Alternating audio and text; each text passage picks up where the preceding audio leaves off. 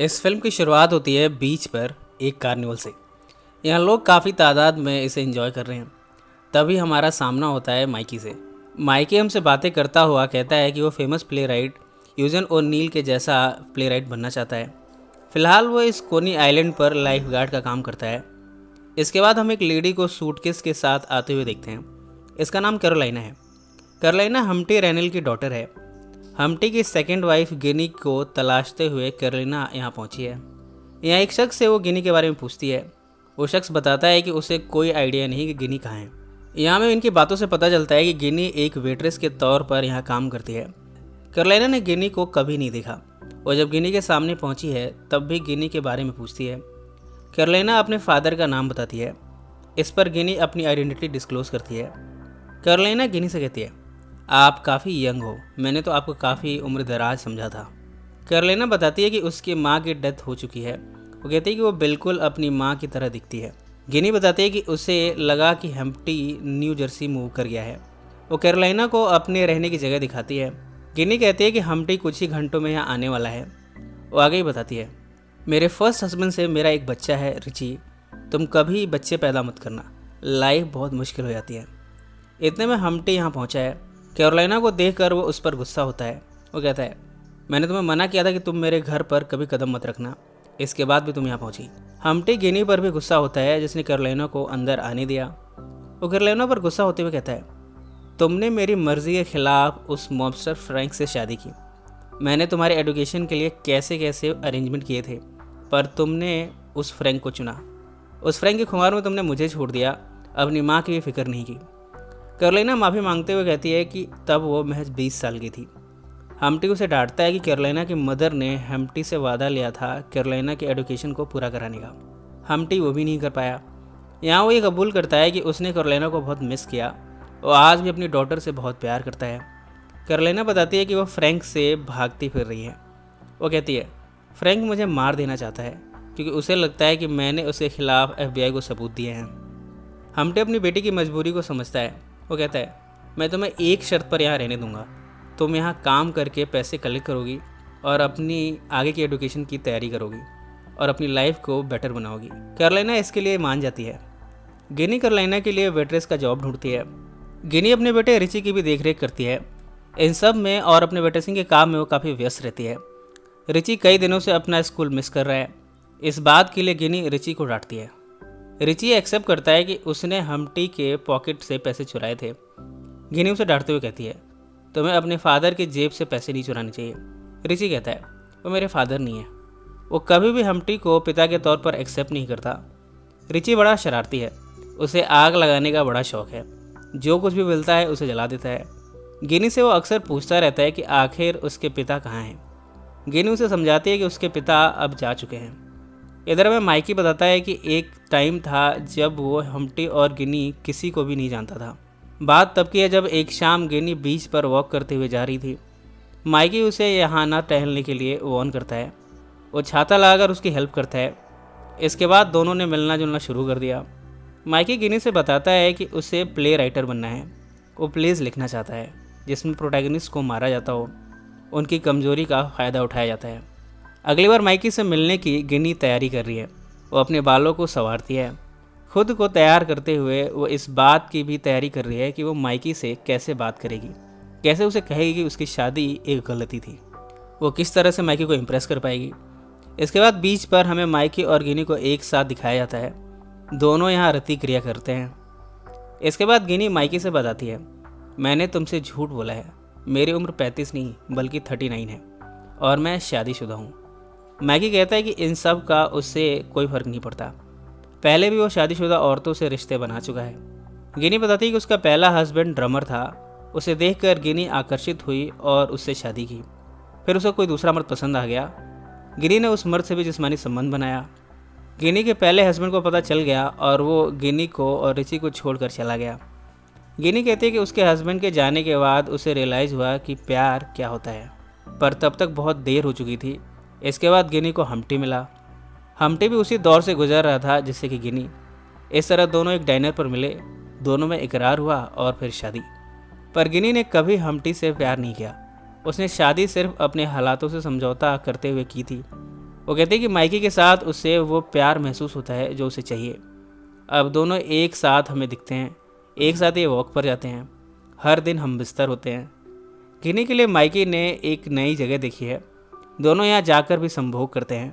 गिनी Mikey से कहती है कि वो माइकी के प्ले में एक कैरेक्टर बनना चाहती है। इधर अब कैरोलिना ने अपनी वेट्रेस की जॉब शुरू कर दी है। कुछ दिनों बाद यहाँ 2 मॉबस्टर पहुँचे हैं, एंजेलो और निक। ये हम्टी और गिनी से मिलकर कैरोलिना के बारे में पूछते हैं। हम्टी कहते हैं कि उसे कैरोलिना के बारे में कुछ नहीं पता, उसने सालों से उसे देखा ही नहीं है। ये गिनी से भी पूछते हैं, गिनी भी कैरोलिना के बारे में कुछ नहीं बताती। इस तरह एंजेलो और निक खाली हाथ यहाँ से लौट गए हैं। गिनी पास में एक्ट्रेस हुआ करती थी, पर अब वो वेट्रेस का काम करती है। हम्टी कैराउजल में काम करता है, फिशिंग करके घर के खर्चे निकाल लेता है। इन सब में माइकी और गिनी ने अपना अफेयर जारी रखा है। दोनों अपने सहवास के लिए जगह ढूंढ ही लेते हैं। बीच पर इन्हें सुनसान जगह बड़ी आसानी से मिल जाती है। रिची को भी जहाँ मौका मिलता है आग लगा देता है, उसे इसमें काफ़ी मज़ा आता है। माइकी एक दिन गिनी और कैरोलिना को एक साथ देखता है। गिनी उसे माइकी से इंट्रोड्यूस कराती है। अगले दिन कैरोलिना और माइकी की मुलाकात हुई है। माइकी कैरोलिना से फ्लर्ट मारता है। एक प्ले के बारे में डिस्कस करते हैं। यहाँ माइकी कैरोलिना को हैमलेट प्ले पढ़ने को देता है। इन सब में कैरोलिना ने अपनी एजुकेशन को भी कंटिन्यू किया है। इस प्ले हैमलेट को कैरोलिना अकेले में पढ़ती भी है। कैरोलिना माइकी से अपने मुलाकात के बारे में गिनी को भी बताती है। वो कहती है कि माइकी उसे काफ़ी अट्रैक्टिव लगा। ये सब जानकर गिनी सरप्राइज्ड हुई है। अगली बार जब गिनी माइकी से मिली है तब उसे कैरोलिना से दूर रहने को कहती है। माइकी कहता है कि उसने सिर्फ हैमलेट प्ले के बारे में उससे बातें की और हैमलेट प्ले की बुक को उसे पढ़ने को दिया था। गिनी ने तो माइकी को कैरोलिना से मिलने से मना किया है, पर माइकी हमसे बताता है कि वो अपने आप को रोक नहीं पा रहा। कैरोलिना उसे बार बार अट्रैक्ट कर रही है। वो उससे फिर से मिलता है।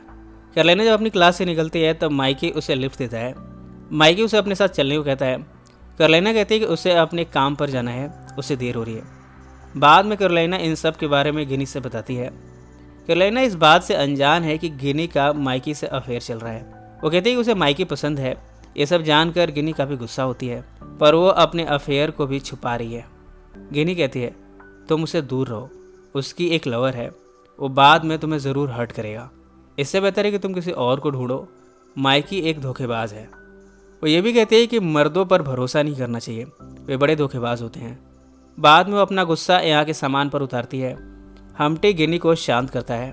रिची की भी शिकायतें उसके स्कूल से और आस पड़ोस के नेबर से आती रहती हैं। गिनी को ये सब भी मैनेज करना पड़ रहा है। अपने हालातों से डील करने के लिए गिनी पिल्स का सहारा लेती है। इसके साथ ही वो धूम्रपान भी करती है। हम्टी उसे डांटता है, उसे धूम्रपान से दूर रहने को कहता है। अगली बार जब माइकी और गिनी की मुलाकात हुई है तब माइकी उसे एक और प्ले गिफ्ट करता है। गिनी माइकी को कन्फर्म करती है। माइकी कहता है कि उसका कैरोलिना के साथ कुछ भी नहीं है, वो बस एक कैजुअल मुलाकात थी। गिनी कहती है कि वो फ्यूचर में सब कुछ छोड़कर उससे शादी करने वाली है। माइकी भी इस बात के लिए तैयार है। वो अपने दोस्त से मिलता है और कहता है कि वो बड़ा कंफ्यूज है। कभी तो गिनी उसे काफ़ी उम्रदराज लगती है तो कभी ठीक ही लगती है। वो क्या करे। अगली मुलाकात में गिनी माइकी को एक वॉच गिफ्ट कर रही है, पर माइकी इसे एक्सेप्ट नहीं करता। वो कहता है कि उन्हें थोड़ा स्लो चलना चाहिए। गिनी माइकी से शिकायतों के ढेर लगा देती है। माइकी यहाँ शादी से मुकर रहा है। गिनी यहाँ से गुस्से में निकलती है और वॉच को फेंक देती है। घर पर हम्टी रिची को डांट रहा है क्योंकि रिची ने उसके जेब से पैसे चुराए हैं, पर रियलिटी ये है कि गिनी ने $400 चुरा कर माइकी के लिए वॉच खरीदी। अब गिनी को यहाँ भी डील करना पड़ रहा है। गिनी यहाँ इतनी फ्रस्ट्रेटेड है कि जो भी उसके मुंह में आता है बोले जा रही है। वो ड्रिंक बनाती है और उसे पीना शुरू कर देती है। इतने में कैरोलिना आती है। वो कहती है कि आज की रात वो माइकी के साथ डेट पर जा रही है। ये सुनकर गिनी एक पैग और लेती है। जाने से पहले कैरोलिना बता कर गई है कि वो पिज़्ज़ा पार्लर में डेट पर जा रही है। गिनी पिज़्ज़ा पार्लर फ़ोन लगाती है कैरोलिना को वार्न करने के लिए, पर वो कुछ सोचकर अपना इरादा बदल देती है। इधर कैरोलिना और माइकी डेट पर है। माइकी अपने प्यार का इजहार करता है। वो कहता है कि उसे पहली नज़र में ही प्यार हो गया था। कैरोलिना ये सब जानकर बड़ी खुश है, पर उसकी खुशी काफूर हो जाती है जब माइकी ये बताता है कि उसका गिनी से अफेयर चल रहा है। वो कहते हैं गिनी की अनहैप्पी मैरिड लाइफ है, मैं बस उसे सहारा दे रहा हूँ, पर उसे वैसे भी गिनी से ब्रेकअप करना ही है। कैरोलिना इस डेट को ख़त्म करके अकेले ही वॉक पर निकली है। जब कैरोलिना रात भर घर नहीं लौटी तब हम्टी सुबह उसे ढूंढने निकलता है। वो माइकी के पास पहुंचा है। वो कहता है कि तुमसे डेट के बाद वो रात भर घर नहीं आई। माइकी कहता है कि वो तो रात होने से पहले ही चली गई थी। हम्प्टी यहाँ माइकी को मारने की धमकी देता है। इधर गिनी टेंशन दूर करने के लिए ड्रिंक पर ड्रिंक पिए जा रही है। हम्प्टी को लगता है कि उन मॉन्स्टर एंजेलो और निक ने कैरोलिना को उठा लिया होगा। अब तक वो मर भी चुकी होगी। इस गम में वो भी ड्रिंक लेता है। यहाँ दोनों एक दूसरे से ही लड़ पड़ते हैं। हम्प्टी कहते हैं कि गिनी ने कभी भी कैरोलिना से प्यार नहीं किया, उससे नफरत ही दी, और इसकी वजह से आज उन्हें यह दिन देखना पड़ रहा है। इसके बाद हम्प्टी पिज़्ज़ा पार्लर गया है कैरोलिना का पता लगाने के लिए, जबकि इधर गिनी अपने आप को कॉस्ट्यूम में तैयार कर रही है, बिल्कुल वैसे जैसे वो तब तैयार होती थी जब वो एक्ट्रेस थी। फिलहाल वो एक प्ले की तैयारी में अपने आप को ड्रेसअप कर रही है। उससे मिलने माइकी आया है। गिनी बड़ा अजीब बिहेव कर रही है। वो कहती है कि माइकी के लिए वही परफेक्ट है। कैरोलिना तो बड़ी अजीब लड़की है, वो भला माइकी को कैसे खुश कर पाएगी। वो कहती है कि उसने माइकी को माफ़ कर दिया है। वो यहाँ प्ले स्टाइल में बात करते हुए कहती है कि माइकी के प्ले के लिए वो बिल्कुल परफेक्ट है।